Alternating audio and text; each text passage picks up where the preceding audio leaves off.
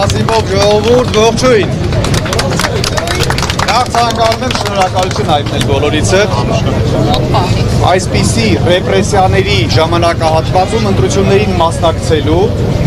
եւ Նիկոլ Փաշինյանին մերժելու համար, ինչի համար այսօր հավաքվել ենք Սահմանադրական դատարանի առջև։ Բայց խնդրում եմ հիշել մի բան. Նիկոլ Փաշինյանը չի ստացել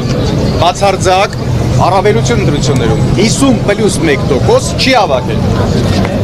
Ինչ է սա նշանակում, որ նա չի կարող խոսել, գործել ձեր անունից, մեր անունից։ Ես ես չեմ ծանրաբեռնի ընտրակեղծարարությունների մասին խոսելով, դրանց պատմությունները պատմելով, որովհետև բոլորդ քաջա տեղյակ եք ամեն ինչից։ Մեր հայացքը այսօր ուղղված է Սահմանադրական դատարանին, իհարկե որոշակի թերահավատությամբ եւ օբյեկտիվ ձեր մոտ առաջանում են հարցեր։ Կենտրոնական դրական հանձնաժողով որոշումից հետո, բայց կա մի շատ կարևոր տարբերություն։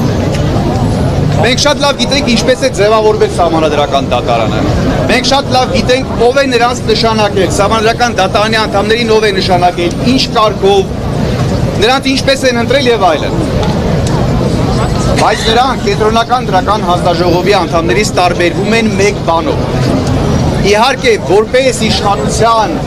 լուր կամակատարներ,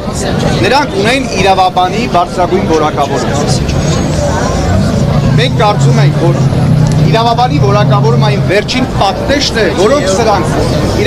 Սահմանադրական դատարանի անդամները չեն կարող հաղթահարել եւ անցնել։ Ես ցանկանում եմ բերել ձեզ մի համեմատություն։ Բռնաբարողն էլ է հանցագործ, մարդասպանն էլ է հանցագործ, բայց մարդասպանը պարտադիր չի, որ նաև լինի բռնաբարող։ Մենք այսօր Սահմանադրական դատարանից հետևյալն ենք ակնկալում։ Մենք տեսել ենք այս շենքում օրենքի սահմանադրության շատ բռնաբարություններ։ Այսօր սպասում ենք տեսնենք Սահմանադրական դատարանը գնդակ կարձակի Հայաստանի պետականության վրա, թե ոչ։ Եվ մենք հավաքվածներս եւ մեր մյուս հայրենակիցները, ովքեր էկրաններից այն կողմ հետևում են մեզ, պատրաստ են վահան դառնալ եւ պաշտպանել Հայաստանի պետականությունը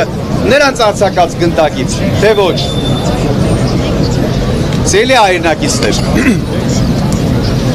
իրավաբանի մասնագիտությունը վերջին պատնեշն է, որ կարող է հետ թողնել Սահմանադրական դատարանի անդամներին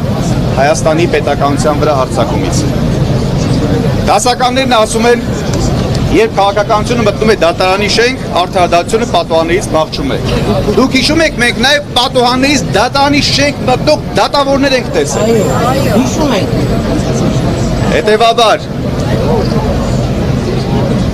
սիրելի հայրենակիցներ, մեզ պետք է պահպանել այս միասնականությունը, Սահմանադրական դատարանից բոլոր ակնկալիքներով հանդերձ, եթե կայացնի նույնիսկ ամենավատթարագույն որոշումը, մենք մեր ընթացքը չենք կասեցնելու։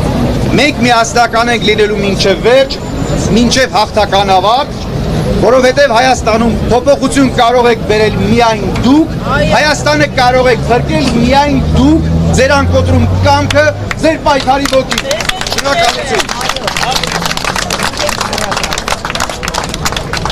Շնորհակալություն։